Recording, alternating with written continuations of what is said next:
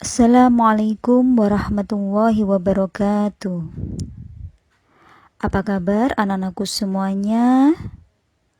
Alhamdulillahirabbil alamin. Kita sudah sampai pada pertemuan kelima materi daring bimbingan dan konseling. Ibu berharap sampean semuanya anak-anakku tetap semangat untuk belajar dan senantiasa berdoa semoga kita semua senantiasa dalam lindungan Allah Subhanahu wa taala. Anak-anakku semuanya, sebelum kita mulai materi daring bimbingan dan konseling, mari kita awali dengan bacaan Al-Fatihah. Semoga apa yang kita inginkan senantiasa diridhoi oleh Allah Subhanahu wa taala. Ala hadiniya bi syafaati Rasulillah. Al-Fatihah. Amin, amin, amin ya rabbal alamin. Anak-anakku, tujuan dari layanan bimbingan dan konseling kali ini adalah agar siswi dapat memahami diri sendiri serta menerima perkembangan fisik dan psikis awal remaja dan juga dapat hidup penuh dengan rasa percaya diri. Banyak orang dengan mudah mengenali orang lain, tetapi ternyata tidak berhasil mengenali dirinya sendiri. Mengenali diri sendiri tidak semudah mengenal orang lain. Oleh karena itu, siapapun sedemikian mudah menemukan kesalahan orang lain, tetapi tidak gampang melihat kesalahan dirinya sendiri. Akibatnya, banyak orang menganggap bahwa orang lain selalu salah, kurang, dan tidak ada benarnya. Begitu pula sebaliknya, dirinya selalu dianggap paling benar. Semakin kita mampu mengenali dirinya, maka akan semakin dalam untuk menyenangi dirinya sendiri. Dengan mengenal diri sendiri, seseorang mengetahui apa yang mesti jadi tujuan hidupnya.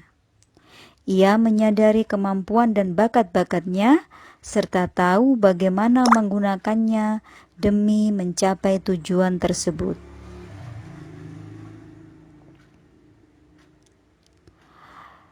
Di sini Ibu akan memberikan konsep tentang jendela Johari Window.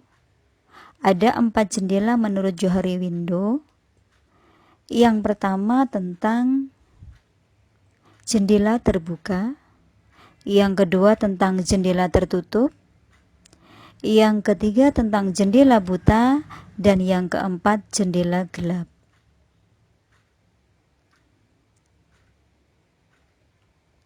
Apa itu jendela terbuka? Jendela terbuka adalah hal-hal yang kita tahu tentang diri sendiri, tapi orang lain pun tahu. Misalnya, keadaan fisik kita, profesi atau pekerjaan kita, asal daerah, dan lain-lain. Ini tentunya semua orang akan tahu tentang diri kita. Apa itu jendela tertutup? Jendela tertutup adalah hal-hal mengenai diri kita yang kita tahu, tapi orang lain tidak tahu. Contohnya, isi perasaan kita, pendapat kita dalam hati, kebiasaan tidur kita, dan lain sebagainya. Yang ketiga adalah jendela buta. Di sini yang dimaksud dengan jendela buta adalah hal-hal yang kita tidak tahu tentang diri kita sendiri, tetapi orang lain tahu. Misalnya, hal-hal yang bernilai positif dan negatif yang ada pada kepribadian kita. Yang terakhir, jendela gelap adalah hal-hal mengenai diri kita, tapi kita sendiri maupun orang lain tidak tahu. Ini adalah wilayah misteri dalam kehidupan. Jika kita ingin benar-benar mengetahui siapa diri kita, maka kita harus bisa membuka jendela tersebut selebar mungkin. Karena semakin kita membuka lebar jendela itu, maka kita akan semakin mengerti siapa diri kita.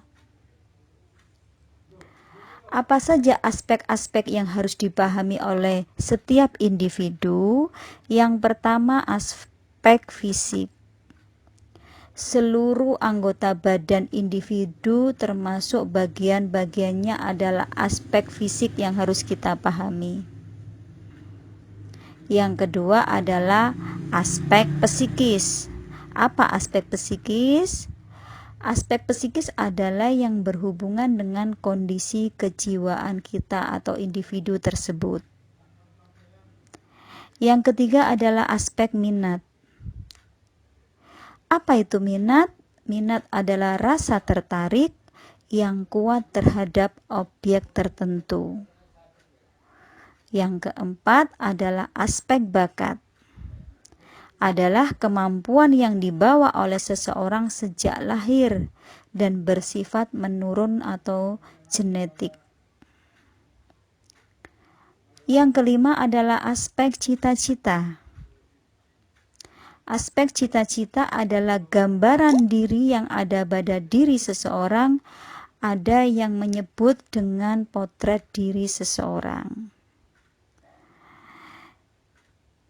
Untuk selanjutnya, apa aspek yang harus dipahami oleh seorang individu? Adalah aspek kebutuhan-kebutuhan pokok. Hal ini anak-anakku juga harus dipahami oleh setiap individu. Kebutuhan-kebutuhan pokok seperti apa yang diinginkan dalam menjalani kehidupan ini. Untuk yang terakhir adalah aspek gaya hidup. Apa yang dimaksud dengan aspek gaya hidup?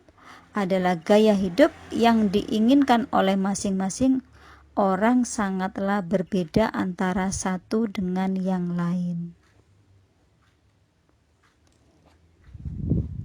Selanjutnya, Ibu akan memberi tips bagaimana kita bisa menjadi bangga terhadap diri kita sendiri. Yang pertama, tips bangga menjadi diri sendiri adalah terima kekurangan dan syukuri apa yang dimiliki. Yang kedua, abaikan anggapan orang lain terhadap Anda. Tetapi bukan berarti cuek is the best ya anak-anakku. Di sini kita harus juga bisa menerima masukan dari orang lain. Yang ketiga, jangan membandingkan diri Anda dengan orang lain. Yang keempat, cintai diri sendiri apa adanya. Jadi diri sendiri tidak perlu mencontoh orang lain.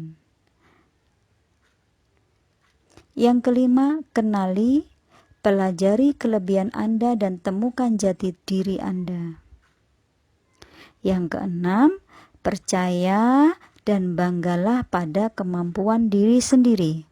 Karena setiap manusia diberikan kemampuan yang berbeda-beda antara satu dengan yang lainnya. Yang ketujuh, jujur dan bersikaplah terbuka.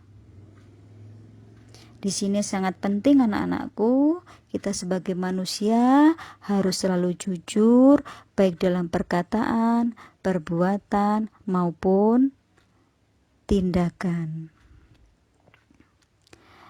Yang kedelapan, berbaurlah atau bertemanlah dengan orang-orang yang positif.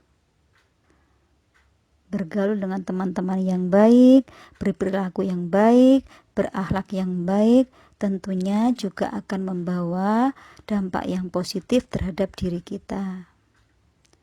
Yang kesembilan, hindari membandingkan dirimu dengan orang lain. Yang kesepuluh, selalu berpikir dan bersikap positif. Selalu positive thinking, tidak negative thinking, itu akan membawa manfaat untuk diri kita. Yang ke-11, selalu menjaga kesehatan. Ini sangat penting anak-anakku. Sebagai seorang siswi ataupun santri, sampean dituntut untuk menjaga kesehatan. Apalagi di masa pandemi COVID-19 saat ini, kita harus senantiasa menjaga kesehatan, memakan makanan yang bergizi, positive thinking, dan selalu melakukan hal-hal yang baik, bermanfaat untuk diri kita maupun orang lain. Yang terakhir adalah isilah kegiatan harianmu dengan hal-hal yang baik. Baik, anak-anakku, itulah 12 tips bangga menjadi diri sendiri. Tentunya Bu Sulis berharap bahwa apa yang Ibu sampaikan pada hari ini bermanfaat untuk kalian semuanya. Terima kasih anak-anakku atas perhatian sampean semuanya.